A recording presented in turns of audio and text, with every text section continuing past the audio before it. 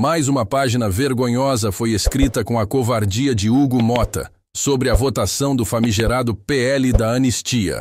Mas, felizmente, dois gigantes da política brasileira não deixaram barato. O deputado pastor Henrique Vieira e o deputado Guilherme Boulos deram um verdadeiro show de coragem, lucidez e compromisso com a democracia. Vieira e Boulos escancararam a cara de pau de Hugo Mota e de todos aqueles que tentam empurrar goela abaixo esse projeto vergonhoso que pretende apagar os crimes de quem atacou a democracia e tentou destruir o Brasil em 8 de janeiro. Eles foram firmes, diretos e brilhantes ao mostrar que esse Congresso, tomado por covardes e oportunistas, só teme uma coisa: a força do povo nas ruas. Henrique Vieira e Guilherme Boulos fizeram um chamado à resistência. Assista até o final e compartilhe para que mais pessoas saibam o que está acontecendo e se unam a essa luta. Não podemos calar diante da injustiça. É hora de mostrar nossa força e calar o Congresso dos covardes. Urgente. Corre nos bastidores de Brasília a notícia que Hugo Mota pode colocar para votar anistia para os golpistas do 8 de janeiro ainda no mês de julho. Então vamos montar o quadro do que é o Congresso brasileiro hoje. Aumentar imposto sobre super ricos para aliviar os mais pobres, isso eles não querem. Fim da escala 6x1, que massacra todos os dias o nosso povo, eles também não querem. Corte de gastos em programas sociais, muitos apoiam. Aumento do número de deputados, a maioria votou a favor. Mais emendas parlamentares, mais recursos em emendas, também. E agora, anistia para quem tentou um golpe contra a democracia, no limite para proteger Bolsonaro e alguns generais. Esse é o retrato da maioria do nosso Congresso. Sim, é preciso continuar e ampliar a mobilização de rua e de rede, pressão política em cima do Congresso. E atenção, não tem nada a ver com ser anti-Congresso ou antipolítica. Não se trata disso, porque é até na política que estas coisas se resolvem. Mas esses coronéis não querem pressão, eles querem proteger os seus privilégios, impedir avanços sociais, sem dar satisfação ao povo, sem pressão política em cima deles.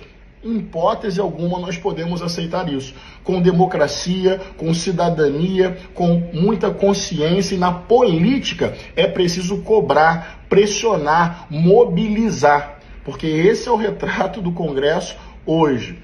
Ou seja, taxar os super ricos não pode. Aumentar o número de deputados pode. Escala 6x1 de trabalho pode também. Anistia para golpista pode também. É o retrato daquilo que mantém esse país injusto, desigual, protegendo o bilionário e sacrificando o povo. Bora pra cima, com pedagogia, consciência política, pé no chão, conversando com todo mundo, rua e rede. Porque esses senhores aí, acostumados aos privilégios, precisam aprender a lidar com pressão política, pedagógica e popular. Fala, pessoal.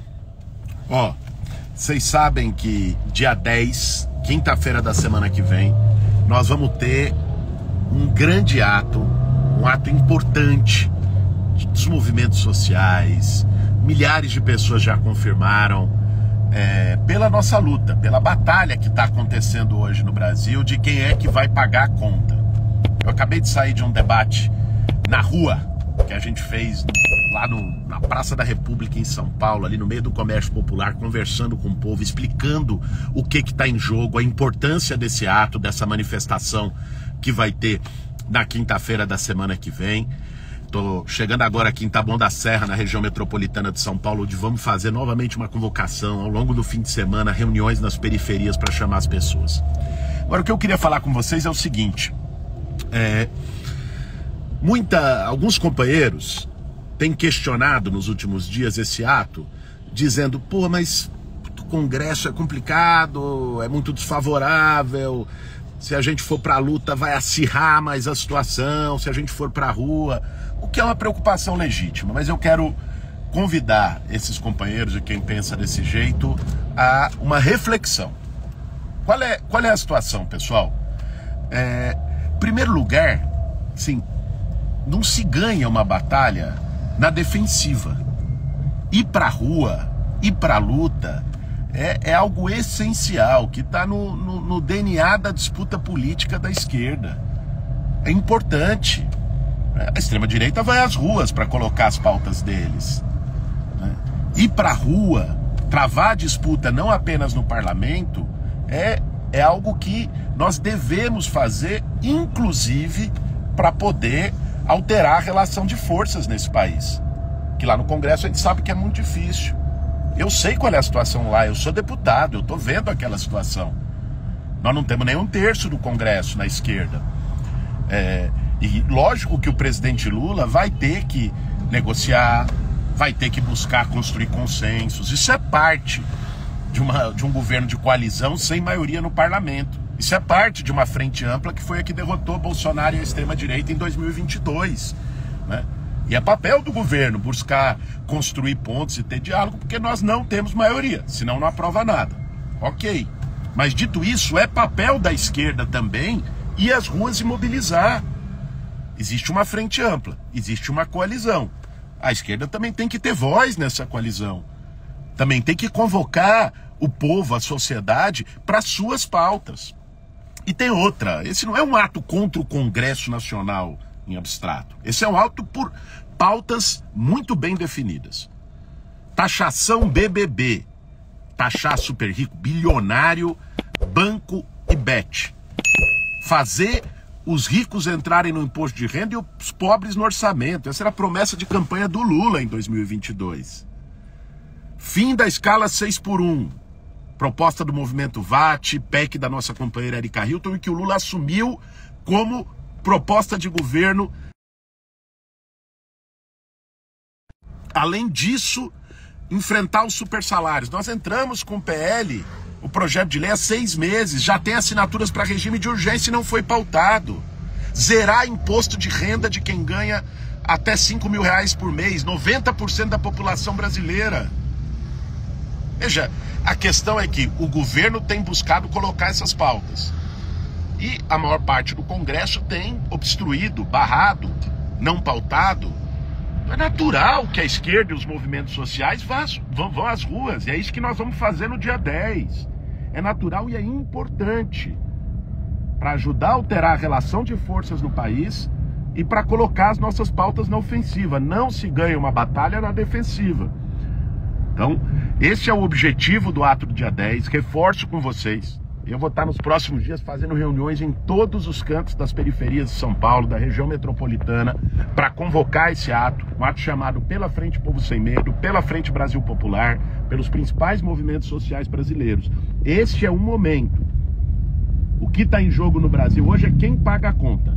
Se é o andar de cima ou se é o povo.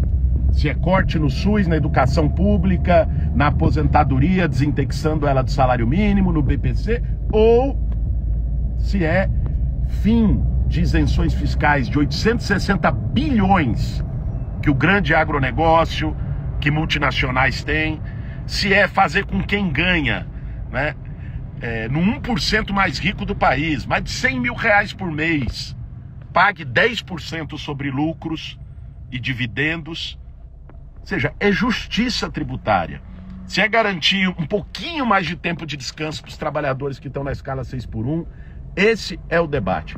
Por isso, reforço com vocês, né, vamos fazer um grande ato, vamos que vamos, sem medo, na próxima quinta-feira, às 6 horas da tarde, na Avenida Paulista.